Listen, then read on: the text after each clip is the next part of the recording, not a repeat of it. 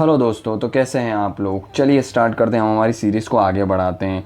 Last lecture जो हमने देखा था वो हम बात कर रहे थे म्यूनसिपाल्टीज़ के बारे में, जो कि आपका चैप्टर नंबर 40 है इंडियन पॉलिटी की, जो एम लक्ष्मीकांत सर हैं, उनकी लेटेस्ट 7th एडिशन का।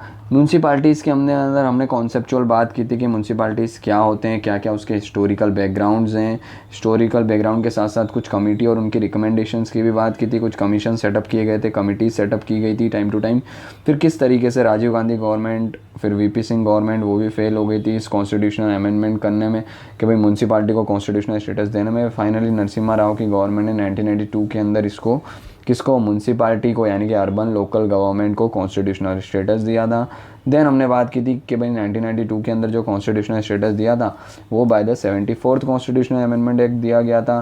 क्या क्या प्रोविज़न कॉन्स्टिट्यूशन में ऐड किए गए बाय दिस 74th अमेंडमेंट, क्या क्या सब्जेक्ट हैं जो लोकल 18 सब्जेक्ट हैं, ये 18 सब्जेक्ट्स कौन कौन से हैं, उसकी भी हम लोगों ने यहाँ पे बात की थी। फिर हम देख रहे थे सेलिएंट फीचर, जिसके अंदर हमने बात की थी कुछ 3 टाइप्स ऑफ म्यूनसिपाल्टीज़। देन उसके कुछ कंपोजिशंस की बात की थी, ward committee, other committee, reservation of the seat for the SC ST and the women, duration of municipality 5 years की बात की थी, disqualification, powers and function, finance and the finance commission की बात की थी, ऑडिट मैकेनिज्म, और लास्ट में हमने बात की थी application to the union territory. Alright, आज हमें बात करनी है इसके कुछ और रिमेनिंग सेलिएंट फीचर्स की।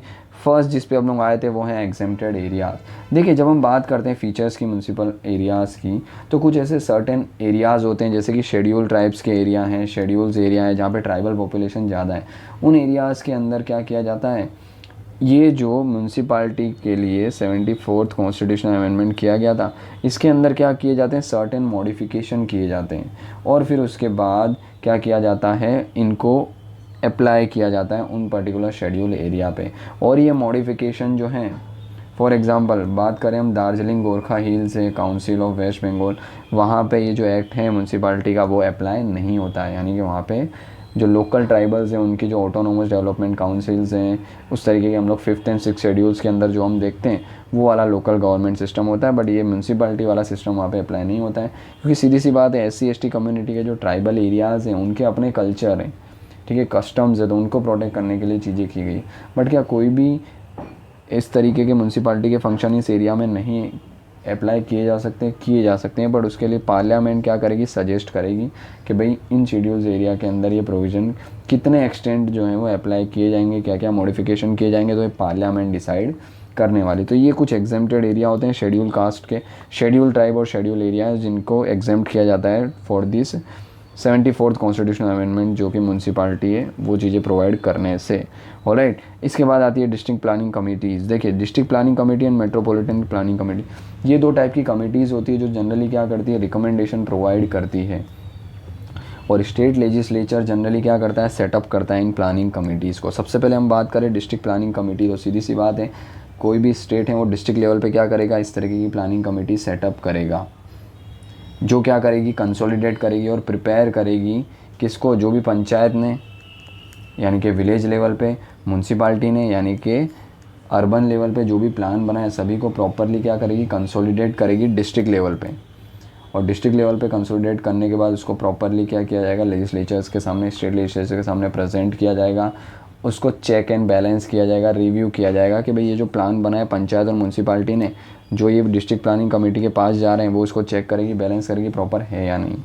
अब ये डिस्ट्रिक्ट प्लानिंग कमेटी जो हैं, ठीक है, इसके कंपोजिशन क्या होने वाले हैं, यानी कौन कौन इसके मेंबर्स होंगे, इनका इलेक्शन किस तरीके से होने वाला है, फंक्शंस क्या होगा इस कमेटी का रिलेटेड टू डिस्ट्रिक्ट प्लानिंग, और साथ साथ में इनके चेयरपर्सन के इलेक्शन किस तरीके से होंगे, मेंबर के इलेक्शन किस तरीके होते हैं, ये सारी चीज़ें कौन डिसाइड करता है, डिस्ट्रिक्ट प्लानिंग कमेटी की स्टेट लेजिस्लेचर डिसाइड करते हैं, ठीक है।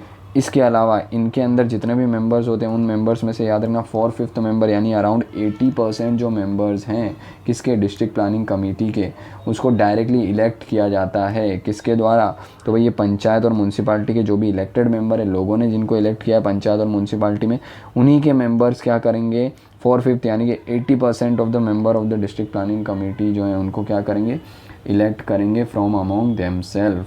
तो ये भी एक इम्पॉर्टेंट फैक्ट्स हो सकता है। ठीक है। और फिर उसके अलावा ये डिस्ट्रिक्ट प्लानिंग कमेटी क्या करती है, एक ड्राफ्ट रेडी करती है डेवलपमेंट प्लान का, जो कि डिस्ट्रिक्ट प्लानिंग कमेटी जो है फिर ड्राफ्ट रेडी करती है और फिर ग्राउंड लेवल पे उसको इम्प्लीमेंट किया जाता है। जनरली इन ड्राफ्ट में क्या होता है कि भाई म्यूनसिपाल्टी और पंचायत दोनों के लिए जो क्या है ऐसे कॉमन मैटर्स हैं उनसे रिगार्डिंग, जैसे infrastructure development, environment protections, integrated development, water supply, electricity, ये दोनों के लिए कॉमन है। पंचायत हो या म्यूनसिपाल्टी, यहाँ पे रहने वाले लोगों को ये चीज़ें चाहिए, तो इनके लिए इंटीग्रेटेड ड्राफ्ट रेडी करती है डिस्ट्रिक्ट प्लानिंग कमिटीज़। और अलग अलग टाइप के रिसोर्सेज एंड फाइनेंशियल रिसोर्सेज किस तरीके से प्रोवाइड करने, वो चीज़ें भी कई बार क्या करती है डिस्ट्रिक्ट प्लानिंग कमेटी देखती है। ठीक है। और जो चेयरपर्सन होते हैं इस डिस्ट्रिक्ट प्लानिंग कमेटी के, वो फॉरवर्ड करते हैं ये डेवलपमेंट प्लान किसको, स्टेट गवर्नमेंट को। सीधी सी बात है, इसीलिए तो इन दोनों के जो भी सब्जेक्ट्स हैं उन्हीं को कंबाइन तो कर रही है, और कंबाइन करने के बाद स्टेट गवर्नमेंट को ये रिपोर्ट सबमिट करती है। ऑलराइट, तो ये होती है डिस्ट्रिक्ट प्लानिंग कमेटी। देन हमें देखने को मिलती है मेट्रोपॉलिटन प्लानिंग कमेटी। तो मेट्रोपॉलिटन यानी कि शहरों वाले जो एरियाज़ होते हैं, ठीक है, ये डिस्ट्रिक्ट, अब डिस्ट्रिक्ट रूरल एरियाज़ भी हो सकते हैं, डिस्ट्रिक्ट के अंदर रूरल एरियाज़ भी हो सकते हैं, अर्बन भी हो सकते हैं, पर metropolitan planning committee specifically urban areas के लिए होती है, क्योंकि मेट्रोपॉलिटन का मतलब ही क्या होता है, सिटीज़ होता है। तो मेट्रोपॉलिटन एरिया के लिए, हर एक एरिया के लिए मेट्रोपॉलिटन कमेटी होती है, जो क्या करती है, जो district planning committee district level पे काम करती है, वैसे metropolitan planning committee metropolitan area के लिए काम करती है, ड्राफ्ट डेवलपमेंट प्लान रेडी करती है।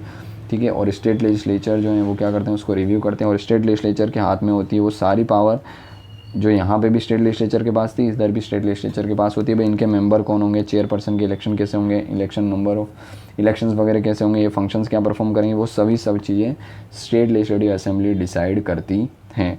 और जैसे इसके अंदर 4/5 मेंबर इलेक्टेड हो रहे थे, कौन, पंचायत और म्यूनसिपालिटी के जो इलेक्टेड मेंबर थे वो लोग इनको इलेक्ट कर रहे थे 4/5 इन case of district planning committee.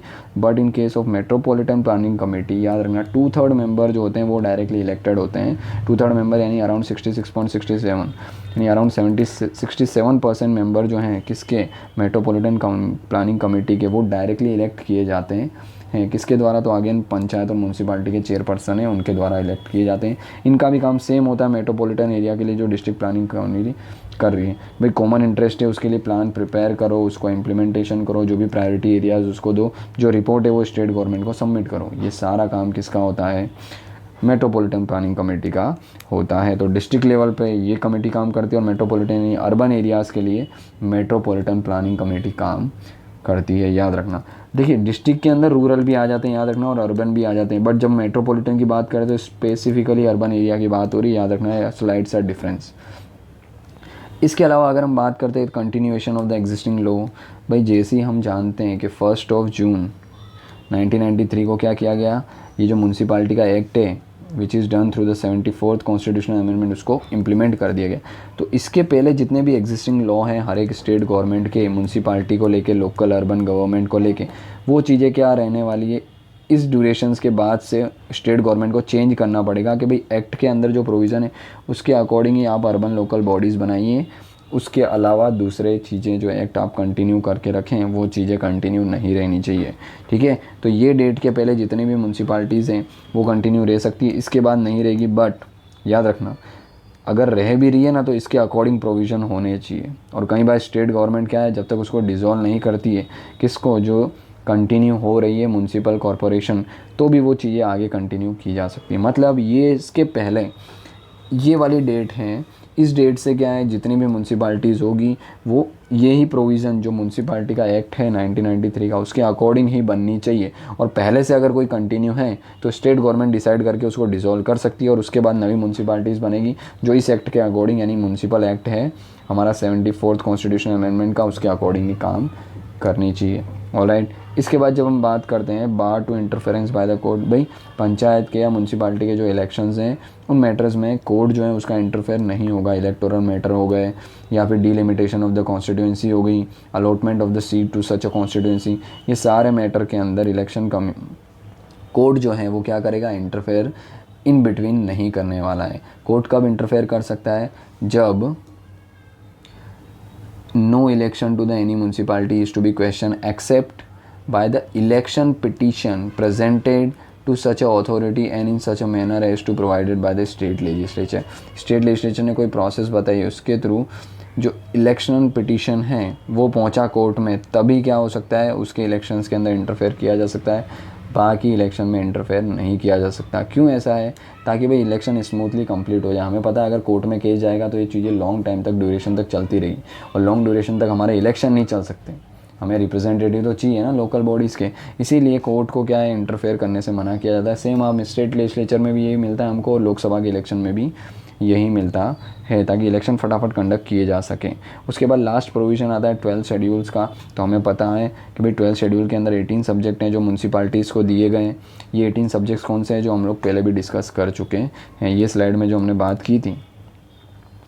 ये वाले जितने भी प्रोविज़न थे, ये वही 18 सब्जेक्ट्स हैं जो कि कौन से 12 शेड्यूल्स के अंदर ऐड किए गए, इसकी हम लोग ऑलरेडी बात कर चुके हैं। वही fire, solid waste management, public health, sanitation, road, bridges, water supply, जो भी अर्बन एरिया में रिक्वायरमेंट होती है वो सारे ये 18 सब्जेक्ट्स के अंदर आ जाते हैं।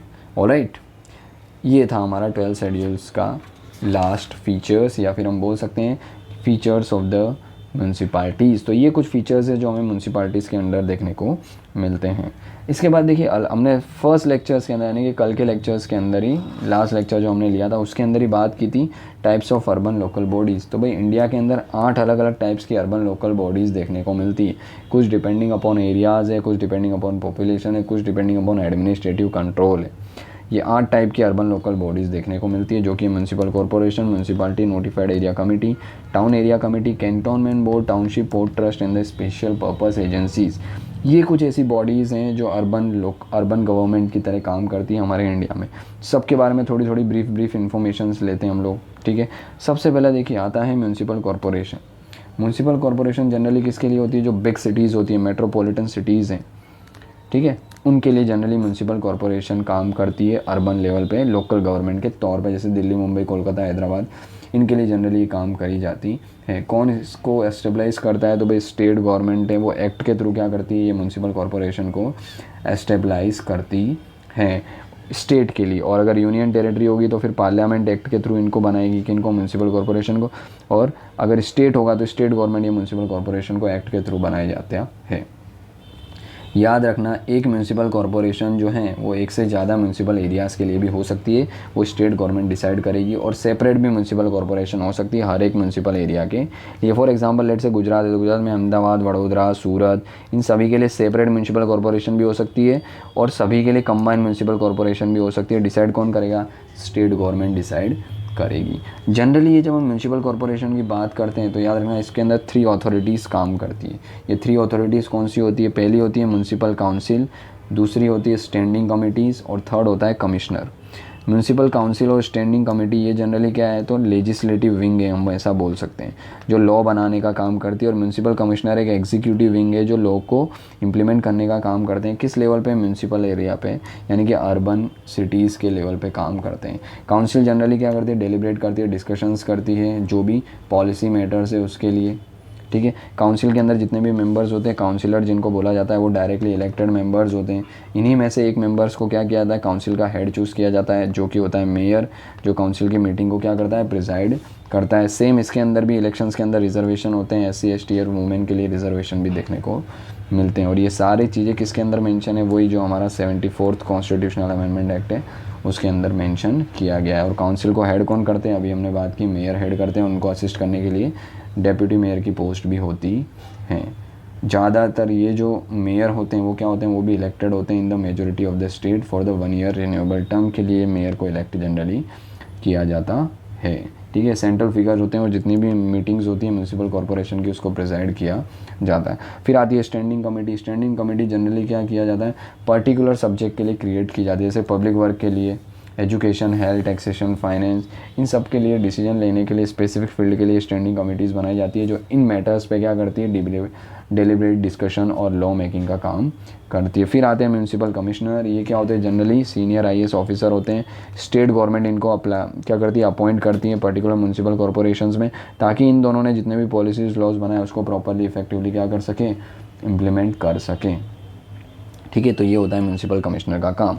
तो म्यूनसिपल कॉर्पोरेशन में भी 3 अथॉरिटीज़ होती है, municipal council, standing committee and municipal commissioner. ये दोनों क्या है? लेजिस्लेटिव विंग है और ये एग्जीक्यूटिव विंग है, यानी ये दो लॉ बनाने का काम करते हैं लोकल लेवल पे, और ये उसको इम्प्लीमेंट करने का काम करते हैं। ठीक है, आई होप आपको समझ आ गया होगा। सेम हमको देखने को मिलती है म्यूनसिपाल्टीज़, बट ये बिग सिटीज़ के लिए म्यूनसिपल कॉरपोरेशन होते हैं, जबकि म्यूनसिपाल्टीज़ जो होती है वो क्या होती है, स्मॉलर सिटीज़ हो गए, टाउन्स हो गए, उनके लिए जनरली क्या है, म्यूनसिपाल्टी अथॉरिटी जो है वो एस्टेब्लाइज की जाती हैं। अगेन स्टेट गवर्नमेंट ही, स्टेट लेजिस्लेचर है वो क्या करती है, इनको बनाती है स्टेट लेवल पे, और यूनियन टेरेटरी लेवल पे पार्लियामेंट बनाती है थ्रू द एक्ट। अलग अलग स्टेट में इनको अलग अलग नाम दिए गए म्यूनसिपाल्टीज़ को, याद रखना। कुछ स्टेट के अंदर इनको म्यूनसिपल काउंसिल बोलते हैं, किसके अंदर म्यूनसिपल कमेटी, म्यूनसिपल बोर्ड, बोरो म्यूनसिपाल्टीज़, सिटी म्यूनसिपाल्टीज़, ये सब अलग अलग नाम से इनको अलग अलग स्टेट्स के अंदर जाना जाता है। ठीक है, म्यूनसिपल कॉरपोरेशन की तरह ही क्या होता है, इसकी भी 3 अथॉरिटीज़ होती है म्यूनसिपाल्टीज़ की भी, वही जिसको हम लोग क्या बोलते हैं, सबसे पहला काउंसिल यानी म्यूनसिपल काउंसिल, दूसरा स्टैंडिंग कमेटी, और कमिश्नर की जगह यहाँ पे चीफ एग्जीक्यूटिव ऑफिसर होते हैं, याद रखना। म्यूनसिपल काउंसिल, स्टैंडिंग कमेटी और चीफ एग्जीक्यूटिव ऑफिसर, अगेन ये दोनों लेजिस्लेटिव विंग यानी कि लॉ बनाने का काम करते हैं डिलिबरेट डिस्कशंस के थ्रू, और ये उसको इम्प्लीमेंट करने का काम करते हैं, यानी एग्जीक्यूटिव विंग देखने को मिलते हैं। ठीक है, सबसे पहले अगर म्यूनसिपल काउंसिल्स की हम लोग बात करें तो इनको प्रिजाइड कौन करते हैं, याद रखना, चेयरमैन या फिर प्रेसिडेंट। तो प्रेसिडेंट या चेयरमैन बोला जाता है। जैसे हम मेयर बोल रहे थे, म्यूनसिपल काउंसिल को हेड करने वाले को in case of municipal corporation, but municipalities के अंदर हम म्यूनसिपल काउंसिल जो है उसको हेड करने वाले को क्या बोलते हैं, प्रेसिडेंट या चेयरमैन बोलते हैं, और वाइस प्रेसिडेंट या वाइस चेयरमैन उसको क्या करते हैं, चेयरमैन को असिस्ट करने के लिए उनके अंडर होते हैं। ठीक है, जितनी भी मीटिंग होती है म्यूनसिपल काउंसिल्स की उसको प्रिजाइड करते हैं म्यूनसिपल कौन, वाइस ये प्रेसिडेंट या फिर चेयरमैन। ठीक है, तो ये सारी पावर इनके पास सिग्निफिकेंट रोल देखने को मिलता है। बट याद रखना, मेयर के पास जनरली क्या होती है, लेजिस्लेटिव पावर होती है इन case of municipal corporation, but in case of municipality यहाँ पे जो प्रेसिडेंट और चेयरमैन है उनके पास सर्टेन एग्जीक्यूटिव पावर भी होती है, यानी कि लॉ को इंप्लीमेंट करने की पावर भी होती है। अगेन स्टैंडिंग कमेटी का तो वही फंक्शन होता है कि भाई अलग अलग सब्जेक्ट मैटर्स के ऊपर ये कमिटीज़ बनाई जाती है, public work, taxation, health, finance, ताकि उस डोमेन में लॉज बना सके डिलिबरेट डिस्कशन करके। और ये CEO होते हैं, चीफ एग्जीक्यूटिव ऑफिसर, जिनको चीफ म्यूनसिपल ऑफिसर भी बोला जाता है। ये डे टू डे फंक्शनिंग करने के लिए, इंप्लीमेंटेशन करने के लिए क्या किए जाते हैं, अपॉइंट किए जाते हैं, और स्टेट गवर्नमेंट इनको अपॉइंट करती है, ये भी ऑफिसर रैंक के ही होते हैं। ठीक है, तो ये होती है म्यूनसिपाल्टी, जो कि छोटे एरियाज़ के लिए, छोटी सिटीज़ के लिए होती है। फिर आती है notified area committee. Notified area committee क्या होती है, ये ऐसी कमेटी होती है जो नोटिफाई की जाती है स्टेट गवर्नमेंट के द्वारा। ठीक है, 2 सिचुएशंस के अंदर जनरली इसको बनाया जाता है। पहला तो कोई भी ऐसा टाउन है जो फास्ट डेवलप हो रहा है, इंडस्ट्रियलाइजेशन उस पर तीव्र गति से यानी कि तेज़ गति से हो रहा है, तब स्टेट गवर्नमेंट क्या करती है, नोटिफाई करती है और इस तरीके की अथॉरिटीज़ बनाती है, जिसको हम नोटिफाइड एरिया कमेटी बोलते हैं। और दूसरा केस ये हो सकता है कि भाई कोई भी ऐसा टाउन है which does not yet fulfil all the condition necessary for the constitution of the municipality but which otherwise is constituted important by the state government. कोई भी ऐसा टाउन है जो अभी म्यूनसिपाल्टी के फॉर्म में नहीं आ सकता, इतना बड़ा नहीं हुआ है, बट वो ग्रोथ कर रहा है, स्टेट गवर्नमेंट को ऐसा लगता है, तो उसको भी नोटिफाइड एरिया कमेटी, उसको भी गवर्न करने के लिए स्टेट गवर्नमेंट क्या कर सकती है, बना सकती है। ठीक है, नोटिफाई एरिया कौन बनाती है, स्टेट गवर्नमेंट बनाती है। कैसे, तो नोटिफाई करके ये एरिया बनाया जाता है। नोटिफाई कहाँ करेगी, तो ऑफिशियल गजट के अंदर स्टेट गवर्नमेंट नोटिफाई करती है, फिर ये बनाई जाती है। इनका जनरली काम क्या होता है, वही म्यूनसिपाल्टी और म्यूनसिपल कॉरपोरेशन करते हैं, जो बड़े एरियाज़ के अंदर और छोटे एरियाज़ के अंदर, वैसे ही इन एरियाज़ के अंदर ये कमेटी क्या करती है, वही काम करती है। ठीक है, और इनकी पावर ऑलमोस्ट क्या होती है, म्यूनसिपाल्टीज़ के सिमिलर होती है, लेकिन जो unlike municipalities it is entirely nominated body, इसमें इलेक्टेड बॉडी का काम नहीं होता। और स्टेट गवर्नमेंट क्या करती है, इसके मेंबर्स को नॉमिनेट करती है, इसके अंदर कोई भी इलेक्शन नहीं होते, जबकि इन दोनों के अंदर तो डायरेक्ट इलेक्शन हो रहे थे। इसका मतलब नोटिफाइड एरिया कमेटी ना ही इलेक्टेड बॉडी है, ना ही स्टेचूटरी बॉडी है। नोटिफाई करके यानी गजट में नोटिफाई करके यानी कि एग्जीक्यूटिव बॉडी हम लोग बोल सकते हैं किसको, नोटिफाइड एरिया कमेटी को। ऑलराइट, इसके बाद आती है टाउन एरिया कमिटीज़। तो जनरली जो टाउन्स होते हैं उनके एडमिनिस्ट्रेशन, स्मॉल टाउन्स होते हैं, छोटे छोटे टाउन, उनके एडमिनिस्ट्रेशन के लिए टाउन एरिया कमेटीज़ बनाई जाती है, जिसके अंदर limited number of civic functions इनको दिए जाते हैं, जैसे कि ड्रेनेज का काम है, रोड है, स्ट्रीट लाइट है, कंजर्वेंसी है, इनके छोटे छोटे काम होते हैं। ये छोटे जो कमिटीज़ है उसको दिए जाते हैं। कौन बनाता है, स्टेट लेजिस्लेचर बनाती है, सेपरेट एक्ट यानी स्टेच्यूट के थ्रू, यानी कि एक्ट के थ्रू क्या है, टाउन एरिया स्टेट गवर्नमेंट के द्वारा बनाया जाता है। इसके कंपोजिशन क्या होंगे, इसके अंदर मेंबर्स कौन कौन होंगे, उनके फंक्शंस क्या होंगे, जितने भी इनके मोटर्स हैं, वो सब एक्ट जो बनाती है स्टेट लेजिस्लेचर उसके अंदर ही नोटिफाई किए जाते हैं। ये कई बार क्या होती है, होली इलेक्टेड और होली नॉमिनेटेड बॉडी भी होती है स्टेट गवर्नमेंट की। यानी हम बोल सकते हैं कई बार टाउन एरिया कमेटी है, ये पार्शियली नॉमिनेटेड और पार्शियली इलेक्टेड होती है, हाफ हाफ। कुछ मेंबर है वो नॉमिनेट किए जाते हैं, कुछ मेंबर है जो इलेक्शंस के थ्रू आते हैं। ये होती है टाउन एरिया कमेटी। इसके बाद जो हमें देखने को मिलती है वो है कैंटोनमेंट बोर्ड। कैंटोनमेंट बोर्ड क्या है, unlike all of this matter, cantonment board जो है वो क्या है, सेंट्रल गवर्नमेंट के अंडर आते हैं। सेंट्रल गवर्नमेंट की जो मिनिस्ट्री ऑफ डिफेंस है उसके अंदर डायरेक्ट ये क्या है, बोर्ड्स आते हैं। क्योंकि ऐसे एरियाज़ जो कि कैंटोनमेंट एरिया के अंडर आते हैं वो सेंट्रल गवर्नमेंट के अंडर आएंगे, मिनिस्ट्री ऑफ डिफेंस उनका टेक केयर करती है। यहाँ पे जो सिविलियन पॉपुलेशन है उनको सर्विस प्रोवाइड करने के लिए कैंटोनमेंट बोर्ड बनाए जाते हैं। और ये कैंटोनमेंट बोर्ड है, ये भी स्टेच्यूट है, कैंटोनमेंट एक्ट है 2006 का। इससे पहले एक्ट था जो कि था हमारा कैंटोनमेंट एक्ट ऑफ 1924। इसको रिप्लेस करके 2006 के अंदर कैंटोनमेंट एक्ट 2006 बनाया गया, जिसके थ्रू ये कैंटोनमेंट बोर्ड जो है उसको रेगुलेट किया जाता है। ठीक है, ये कैंटोनमेंट बोर्ड जो है वो क्रिएट किए जाते हैं as well as the administration of the central government उनको एडमिनिस्टर करती है। ठीक है, इसके अलावा अगर हम बात करते हैं कैंटोनमेंट एरिया की, तो जितने भी सिविक सर्विसेज होती हैं वो भी क्या है, कैंटोनमेंट एरिया में ये जो डिफेंस मिनिस्ट्रीज़ है वही प्रोवाइड की करती है। प्रेजेंटली अगर इंडिया के अंदर हम बात करें तो 62 ऐसे कैंटोनमेंट बोर्ड देखने को मिलते हैं थ्रू आउट द कंट्री, जो कि 4 कैटेगरी में बेस किए गए हैं। कैटेगरी 1, 2, 3, 4। कैटेगरी 4 के अंदर ऐसे कैंटोनमेंट बोर्ड आते हैं जिनकी पॉपुलेशन 2500 से कम है। कैटेगरी 3 के अंदर 2500 से लेके 10,000 तक के जो अंदर अगर पॉपुलेशन है तो वो आते हैं। कैटेगरी 2 के अंदर 10,000 से लेके 50,000 और अबो 50,000 अगर पॉपुलेशन है उस एरिया की तो कैंटोनमेंट बोर्ड की कैटेगरी 1 के अंदर आते हैं। तो ये 4 कैटेगरी के अंदर उनको डिवाइड किया गया है। किनको, कैंटोनमेंट बोर्ड को, जो कि डिफेंस मिनिस्ट्री के अंदर आते हैं, सीधा सेंट्रल गवर्नमेंट उनको रेगुलेट करती है। ठीक है, इसके जो मेंबर्स होते हैं कैंटोनमेंट बोर्ड के वो पार्शियली, कुछ ऐसे मेंबर्स होते हैं जो इलेक्टेड होते हैं, कुछ ऐसे होते हैं जो डायरेक्ट नॉमिनेट किए जाते हैं सेंट्रल गवर्नमेंट के द्वारा। जो इलेक्टेड मेंबर होते हैं उनका फिक्स टेन्योर होता है 5 ईयर का, और जो नॉमिनेटेड होते हैं वो तो कंटिन्यू करते हैं। इसके अंदर जो नॉमिनेटेड मेंबर होते हैं जनरली मिलिट्री ऑफिसर देखने को मिलते हैं जो कमांड करते हैं पूरे स्टेशन को। वो एक्स ऑफिशियो प्रेसिडेंट भी होते हैं इस कैंटोनमेंट बोर्ड के। उनको असिस्ट करने के लिए वाइस प्रेसिडेंट भी होते हैं बोर्ड के, जो इलेक्टेड मेंबर होते हैं। प्रेसिडेंट नॉमिनेटेड मेंबर्स हैं, मिलिट्री और army officer, vice president elected members होते हैं जो कि 5 साल के लिए होते हैं। कैटेगरी 1 यानी कि 50,000 से ज़्यादा जिस कैंटोनमेंट बोर्ड की एरिया की पॉपुलेशन है उसका कंपोजिशंस क्या होते हैं जनरली, तो उसके अंदर सबसे पहला होता है एक मिलिट्री ऑफिसर जो कमांडिंग करता है पूरे स्टेशन को, पूरे बोर्ड को। इसके अलावा एग्जीक्यूटिव इंजीनियर्स भी होते हैं, हेल्थ ऑफिसर होते हैं, फर्स्ट क्लास मजिस्ट्रेट भी होते हैं जुडिशियल वर्क के लिए, 3 मिलिट्री ऑफिसर्स भी होते हैं जो स्टेशन को कमांड करते हैं, 8 मेंबर्स होते हैं elected for the people of the cantonment, chief executive officers भी होते हैं कैंटोनमेंट बोर्ड के लिए। परफॉर्मेंस इनका फंक्शंस क्या होता है, जो म्यूनसिपालिटीज़ लोकल एरिया में प्रोवाइड करती है नॉन कैंटोनमेंट एरिया में, वैसे ही कैंटोनमेंट एरिया में ये सारी वो सर्विसेज प्रोवाइड करते हैं। ठीक है, और जो एग्जीक्यूटिव ऑफिसर है कैंटोनमेंट एरिया के वो प्रेसिडेंट ऑफ इंडिया नॉमिनेट करते हैं, अपॉइंट करते हैं, याद रखना। ठीक है, तो इस तरीके का हमें देखने को मिलता है कुछ ना कुछ क्या, कैंटोनमेंट बोर्ड, जो कि कैंटोनमेंट एरिया के अंदर सिविलियन सर्विसेज प्रोवाइड करते हैं, डिफेंस मिनिस्ट्री के अंडर आते हैं, स्टेट गवर्नमेंट के अंदर नहीं आते हैं, याद रखना। फिर आते हैं टाउनशिप। तो छोटे छोटे जो अर्बन, ये क्या है, एक टाइप ऑफ अर्बन गवर्नमेंट है टाउनशिप भी। ठीक है, जो कि लार्ज पब्लिक एंटरप्राइजेस के द्वारा एस्टेब्लाइज की जाती है for the providing the civic amenities to the staff and the workers. भाई कोई एक पर्टिकुलर एरिया है जहाँ पे क्या है, गवर्नमेंट के एंटरप्राइजेज यानी गवर्नमेंट की कंपनी है बोल सकते हैं हम लोग। ठीक है, PSUs बोल सकते हैं। तो ये PSUs क्या करते हैं, ये टाउनशिप जो है एस्टेब्लाइज करते हैं।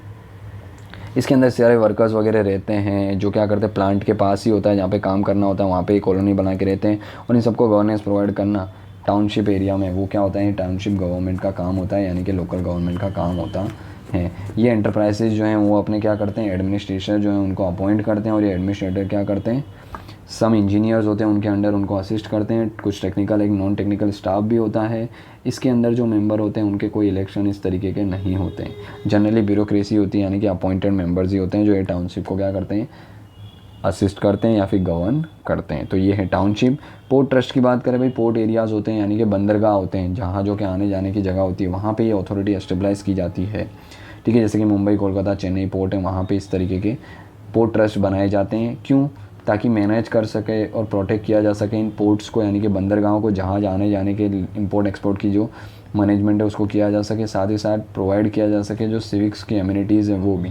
ठीक है। कैंटोनमेंट पोर्ट ट्रस्ट जो है वो भी एक्ट ऑफ पार्लियामेंट के थ्रू बनाया गया है, यानी कि स्टेचूटरी बॉडी देखने को मिलती है। यहाँ पे हम इलेक्टेड मेंबर्स भी होते हैं, नॉमिनेटेड मेंबर्स भी होते हैं और जनरली इनके जो चेयरपर्सन होते हैं पोर्ट ट्रस्ट के वो क्या होते हैं, ऑफिशियल ही होते हैं, ऑफिसर्स ही होते हैं, ठीक है। सिविक फंक्शंस भी क्या है प्रोवाइड किए जाते हैं किसके अंदर, पोर्ट ट्रस्ट के अंदर। तो ये है पोर्ट ट्रस्ट जो कि क्या है स्टेचूटरी बॉडी होती है जनरली पोर्ट वाले एरिया को रेगुलेट करने के लिए। कुछ स्पेशल पर्पस एजेंसीज भी बनाई जाती है स्पेशल वर्क्स के लिए, ठीक है। इनको जनरली सिंगल या दो से ज़्यादा वर्क्स दिए जाते हैं। ये भी क्या होती है जनरली इनका जो काम होता है वो याद रखना, लोकल म्यूनसिपल कॉरपोरेशन है उनके अंडर काम नहीं करते हैं, उससे आउटसाइड काम करते हैं, पर जो काम इनको दिया गया उसी के लिए ये लोग जनरली काम करते हैं। फॉर एग्जाम्पल हेल्थ के लिए बना दिया पॉल्यूशन कंट्रोल बोर्ड, जैसे कि अलग अलग टाइप के स्पेशल पर्पस एजेंसीज हैं जो हमारी कंट्री के अंदर, जैसे कि टाउन इंप्रूवमेंट ट्रस्ट है, अर्बन डेवलपमेंट अथॉरिटी है, वाटर सप्लाई सीवेज बोर्ड है, हाउसिंग बोर्ड है, पॉल्यूशन कंट्रोल बोर्ड है, इलेक्ट्रिसिटी सप्लाई बोर्ड है, सिटी ट्रांसपोर्ट बोर्ड है। तो इसका मतलब इनको जो जो फंक्शन दिए गए हैं सिर्फ और सिर्फ उसी पर्पज़ के लिए बनाए गए हैं, इसीलिए इनको बुलाता है स्पेशल पर्पस एजेंसी। इसके अलावा इनको स्पेशल पर्पस एजेंसीज भी बोला जाता है, फंक्शनल लोकल बॉडीज़ भी बोला जाता है, सिंगल पर्पस यूनिपर्पस बॉडीज़ भी बोला जाता है, अलग अलग नाम से भी इनको जाना जाता है। तो ये होते हैं स्पेशल पर्पस एजेंसीज, यानी कि इनको स्पेशल पर्पस के लिए बनाया जाता है, ठीक है। ऑलराइट, तो ये हैं कुछ अलग अलग टाइप्स की अर्बन लोकल बॉडीज़ जो हमारे इंडिया में देखने को मिलती है। टोटल नंबर ऑफ कितने हैं, 8 हैं। इनके बारे में ब्रीफ इन्फॉर्मेशन एटलीस्ट हमें होनी चाहिए, ठीक है। उसके बाद कुछ म्यूनसिपल पर्सनस की बात करें, यानी कि म्यूनसिपैलिटीज़ में काम करने वाले जो लोग, जनरली हमारे यहाँ 3 टाइप के म्यूनसिपल पर्सन देखने को मिलते हैं इंडिया के अंदर। पहला होता है सेपरेट पर्सनल सिस्टम। इस सिस्टम के अंदर क्या होते हैं, जो लोकल बॉडीज़ हैं वही क्या करती है, इन पर्सन जो है उनको रिक्रूट करती है। इसमें स्टेट गवर्नमेंट का बहुत ज़्यादा कुछ रोल नहीं होता है और लोकल लेवल पे इनको अपॉइंट किया जाता है। उसको क्या बोलते हैं हम लोग, सेपरेट पर्सनल सिस्टम। जो लोकल बॉडीज़ है, urban local bodies, municipality, municipal corporation, वो इनको रिक्रूट करती है, वो इनकी सर्विस कंडीशन को टेक केयर करती है। दूसरा यूनिफाइड पर्सनल सिस्टम। इसके अंदर क्या होता है, इसके अंदर स्टेट गवर्नमेंट जो है वो क्या करती है, अपॉइंट करती है, एडमिनिस्ट्रेट करती है और कंट्रोल करती है म्यूनसिपल पर्सन को। स्टेट वाइज उनको कार्डर दिया जाता है। अब इनको एक म्यूनसिपालिटी से दूसरी म्यूनसिपालिटी में भी भेजा जा सकता है क्योंकि स्टेट गवर्नमेंट इनको कंट्रोल कर रही है। तीसरा आता है इंटीग्रेटेड पर्सनल सिस्टम। इसके अंदर स्टेट गवर्नमेंट भी है प्लस लोकल म्यूनसिपल गवर्नमेंट भी है। इनके पर्सनस होते हैं मिले जुले सरकार बोल सकते हैं हम लोग। इनको स्टेट के अंदर जितने भी म्यूनसिपालिटीज़ है 1 है 2 है 3 है, इनके अंदर ट्रांसफ़र इनका किया जा सकता है, ठीक है। यूनिफाइड पर्सनल सिस्टम हमको कुछ स्टेट्स के अंदर देखने को मिलता है, जैसे कि आंध्र प्रदेश, तमिलनाडु, उत्तर प्रदेश, राजस्थान। जबकि इंटीग्रेटेड सिस्टम की बात करें तो ये कुछ कर्नाटका, पंजाब, हरियाणा, उड़ीसा, बिहार, ये स्टेट है जहाँ पे इंटीग्रेटेड सिस्टम देखने को मिलता है। ये सभी पर्सन है, इनकी ट्रेनिंग के लिए कुछ ऐसे नेशनल लेवल पे अथॉरिटीज़ बनाई गई, जैसे कि all India institute for the local self government, Center for the Urban and the Environmental Study, then Regional Center for the Urban and the Environmental Studies, then National Institute of the Urban Affairs, Human Settlement Management Institute। ये सारे institution बनाए गए ताकि इन सभी लोगों को properly train किया जा सके और फिर म्यूनसिपैलिटीज़ में भेजा जा सके ताकि ये लोग क्या कर सकें, प्रॉपर सर्विसेज अपनी प्रोवाइड कर सकें लोकल सिविलियन पॉपुलेशंस को। ऑलराइट, इसके बाद ये जो टॉपिक आता है हमारा म्यूनसिपल रिवेन्यू। भाई ये म्यूनसिपैलिटीज़ जो काम करी, ये रिवेन्यू यानी कि पैसा, ये कहाँ से जनरेट करती है, तो जनरली ये 5 सोर्स होते हैं किसके, म्यूनसिपालिटी के, to generate the revenues. First है टैक्स रिवेन्यूज़।